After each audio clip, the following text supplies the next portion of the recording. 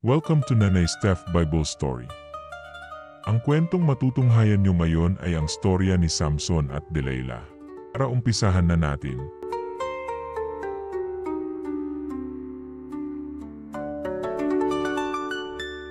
Bago pa ipanganak si Samson, may pangako na ang Diyos para sa kanya. Isang Nazirito.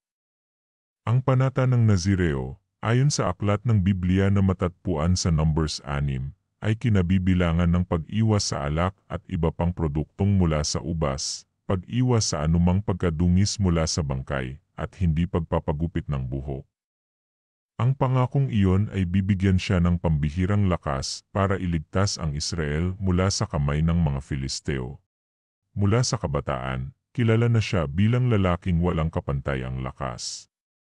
Pinatay niya ang leon gamit lamang ang kanyang kamay. Pinabagsak niya ang libo-libong Filisteo. Siya ay simbolo ng di matutumbasang kapangyarihan at ang bayani ng kanyang bayan. Ngunit kahit ang pinakamatibay na haligi ay may mahinang punto. At kay Samson, iyon ay ang kanyang puso. Dumating si Delilah, maganda, maamo ang tinig, at may mga mata na tila alam ang lahat ng sikreto mo. Hindi alam ni Samson, siya ay binayaran ng mga leader ng Filisteo upang tuklasin ang sikreto ng kanyang lakas. 3 beses niyang tinanong si Samson at 3 beses siyang niloko nito. Ngunit sa paulit-ulit na pangungulit, lambing, at pag-arte na tila nasasaktan, unti-unting nabuksan ang pinto ng puso ni Samson. Hanggang sa sinabi niya ang katotohanan, ang aking lakas ay nasa aking buhok. Hindi pa ito nagugupitan mula nang ako'y ipanganak, habang si Samson ay natutulog sa kandungan Delilah. Tinawag niya ang mga Filisteo. Gupit dito, gupit doon, at ang dating walang talo, ngayoy walang laban. Kinuha siya ng mga kaaway, tinanggal ang kanyang paningin, at ginawang alipin na umiikot sa gilingan, mula sa pinakamatayog na bayani. Sa pinakamababang pagkakahulog, ang kwento ni Samson at Delilah ay malinaw na larawan ng manipulasyon at pang-aabuso. Manipulation through emotional pressure. Delilah used guilt and emotional dependency para mapasunod si Samson. Deception wrapped in affection. Sa psikolohiya, ito ay tinatawag na love bombing and betrayal, isang taktika ng mga taong may sariling agenda. Ang pag-ibig na walang boundaries ay nagiging bulag. Kahit ang pinakamalakas na tao, kapag nawala ang emotional guard, madaling malinlang. Sa pananampalataya, ito ay babala na kahit ang Diyos ay naglalagay ng biyaya at kakayahan sa isang tao, kapag hindi niya ito iningatan sa kabanalan, maaari itong mawala. Ang tukso ay hindi laging halata, kadalasan ito ay maganda sa paningin at matamis sa pandinig. Ang kasalanan ay hindi agad sumisira, unti-unti nitong tinatanggal ang iyong lakas, prinsipyo, at direksyon hanggang hindi mo na alam na ikaw ay bihag na. Ngunit kahit sa pagkatalo ni Samson, hindi natapos ang plano ng Diyos dahil sa huli. Humingi siya ng lakas at winasak ang templo ng kanyang mga kaaway, kahit kapalit ang kanyang buhay. Ngayon, si Delilah ay maaaring hindi na isang babae lamang, maaari siyang anyo ng social media temptation, power hunger, toxic relationships. Maraming kabataan ang parang si Samson, may talento, lakas, at potensyal, ngunit unti-unting nalulunod sa manipulasyon ng iba at sa kultura ng pansamantalang kasiyahan. Kapag hindi natin binabantayan ang ating puso, maaaring mawala ang ating buhok, ang simbolo ng ating calling, pureness, at identity. Ingatan mo ang iyong sarili upang huwag kang mahulog sa tukso. Mateo 26:41. Ways to guard yourself like Samson should have. Alamin ang hangganan ng pagbubukas ng puso. Hindi lahat ay dapat alam ang pinakapersonal mong sekreto.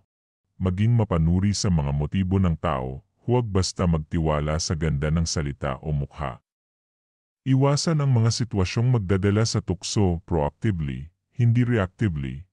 Warning signs to avoid becoming Samson's downfall. Kapag inuuna ang pansariling kasiyahan kaysa sa calling, kapag hindi nakikinig sa babala ng Diyos o ng mga taong nagmamalasakit, kapag pinipilit manatili sa relasyon na alam mong mapanira.